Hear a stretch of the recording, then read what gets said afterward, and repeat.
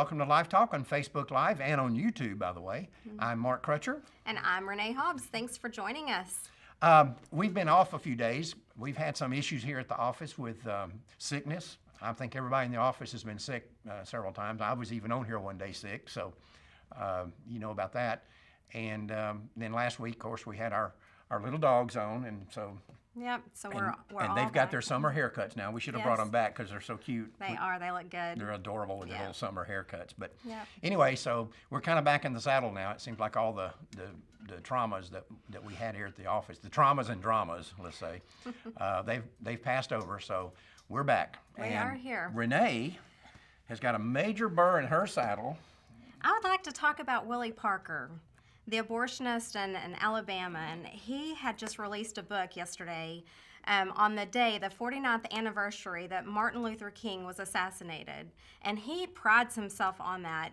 This man thinks that Martin Luther King was a pro-choice, and he just really, really looks up to him, and so he actually inspired him to become an abortionist. So he claims. He thinks he's the latter-day Martin Luther King. Yeah, exactly. But let's make a point here. We know Alveda King very well. She was in our movie Alpha 21. I'm sure this is so upsetting for her. I'm sure it is. I can't imagine. To hear this, let me just say it. The guy's a scumbag.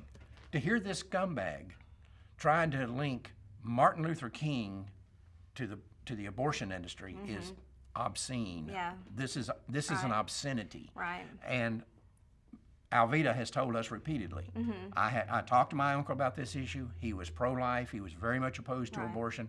To suggest that Martin Luther King would have approved of what this guy is doing is pure nonsense. Right. It's outrageous. Yeah, it is. It's outrageous. And there's probably not enough that she can say to try to undo the harm he's done. Undo the harm that he's done. Right. But anyway, he's got a lot of outrageous nevertheless, statements that really have got you fired up. And he also reminds me of Brian Finkel because he loves to be out in the media. He loves to talk about being a Christian and doing abortions. And now, if you're not familiar with who Brian Finkel is, he's a guy that we went after for many, many years because we were dealing with a lot of his ex-patients, so to speak, if you want, customers, I think is a better word, that he was raping. And we know that a lot of women do get raped in the abortion industry, and you and I have been working on a report on that. Right. I talked about it in Line 5. It's not uncommon at all for women to be raped in abortion clinics, and Brian Finkel was an abortionist in Arizona who was raping his patients. And as we speak today, he's sitting in the Arizona State Penitentiary in Florence, Arizona. Yeah. And where he will most likely stay for the end of his life. he may be there because of his age. Right. He's almost as old as I am, poor guy. But because of his age and the length of sentence that he got, he may very well die in prison for raping his patients. And I don't have a problem with him if he does die in prison for raping his patients. And killing babies. And killing babies too, Yeah. but that's not what he's in prison for. But yeah, you're right. Yeah. This guy's a lot like this because he's kind of a He likes media to be hound. out there in the media. Yeah. And he posits himself Yeah. as entertaining and humorous and all this. Right. And he's just your garden variety baby killer. That's all right. he is. But Yeah. Well, anyways, he had an interview. He did an interview the other night, and I would love to break down some of the things that he's saying about the waiting period, the 24, 48, 72-hour waiting period, where when a woman pees on a stick, she either knows, oh, yes, I want to have this baby, or, oh, bleep, that she wants to have an abortion. She no longer wants to keep the baby. And if you've been pregnant, you know that when you... that's nonsense. When you do that, your emotions are crazy and they're all over the place, but you can't decide immediately if you're going to kill the baby or not. And then another thing is that he said, he quotes, "I will never face an unplanned pregnancy." Well, if you're going to have sex... You may face one. You may face one, whether the person's on contraceptive, which we don't agree with, or is using a condom or some form of birth control. You can face an unplanned pregnancy. Well, the outrageous regardless. part of this, and what got you and the other women in this office so fired up about this particular statement, he says, as a man, I don't have the right to tell women what they can and can't do because I'll never face an unplanned pregnancy. Right. So what he's saying Yeah. is that when a guy gets a woman pregnant, He's not facing the unplanned pregnancy. Only she is. She is, yeah. So right. it's all on her. Right, and he can get her pregnant and he can take off. He doesn't have to stick Right. around. And this is typical pro-choice man behavior and attitude, Right. that it's all on you. And I'm telling you, there's a lot of guys out there who we've heard this from women who've called in here who've had abortions, and said that when they told their boyfriend or their husband or whoever that they were pregnant, and he didn't want her to be pregnant, his attitude was, I'll help pay for the abortion, I'll drive you there, but if you decide to have the baby, that's on you. That's your decision, because this is 100% your choice to make. I'm out of it once I fulfill my male responsibility. And what Willie Parker is saying is that those men are correct. That if when he's sitting here saying, I'll never face an unplanned pregnancy, which, by the way, it appears that he did face one when he was in college or high school or something, Right. got some girl pregnant or whatever. Yes, men do face unplanned pregnancies. They may not be the one who's actually pregnant, but they're the ones who caused this pregnancy. They're the ones who had sex that they wanted that led to this pregnancy. And I'm telling you, just what you were saying a moment ago, if you're going to have sex, I don't care if you're male or female, if you're going to have sex, I don't care what you're doing to prevent pregnancy, you still have to accept the possibility yeah. that you will get pregnant Right. despite all this. Right. And so, and we know that even from abortion industry figures, they show that a very high percentage of women who had abortions or have abortions were contracepting at the time they got pregnant. You have to be willing to accept that responsibility. And what this guy's saying is 100% of that responsibility belongs to the woman. The man has no responsibility in it. This is typical pro-choice man Right. behavior. Yeah. Yeah, and then another thing is equal access. Women deserve equal access and equal protection under the law.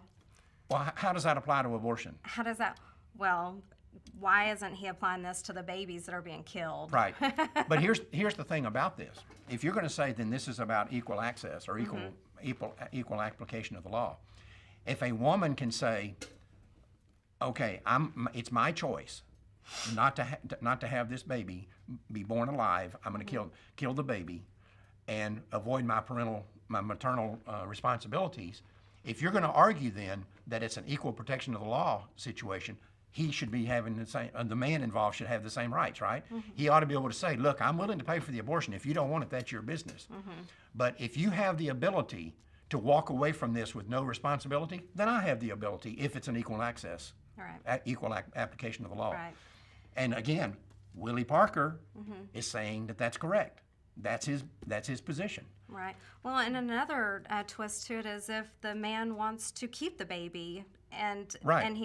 and that's what And you're we saying. get those. Right. Yeah. That it's equal access to the law for him as well. So why doesn't he, if he got her pregnant and she wants to abort but he wants to keep it, then why can't the protection of the law be under him? And you've talked to men like that while you've been Yes. working here. Oh my goodness, yes. And some of these guys are really devastated. Yeah, very upset. There's a lot of sexually irresponsible, sexually predatory males out there who use abortion to get them off the hook. But there's also a significant body of men out there who are responsible and don't want to do this and don't want to see their babies killed. Right.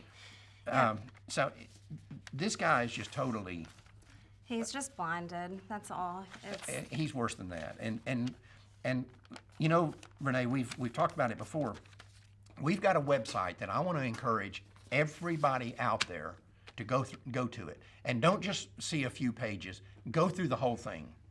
And it's called peopleofchoice.com. And we started this website for a very specific reason. You need to understand something. The people that we go against, not just Willie Parker, but all of them, but he's a good example of them. The people that we're going up against in this battle over abortion are not simply people we disagree with. These people are evil, and half the time they are completely whacked out. And a lot of pro-life people are naive. They have this tendency to say, well, they're good people. They're just people that are wrong about this issue, or we're just on the other side of it, or whatever. That's not the case. You need to go to peopleofchoice.com.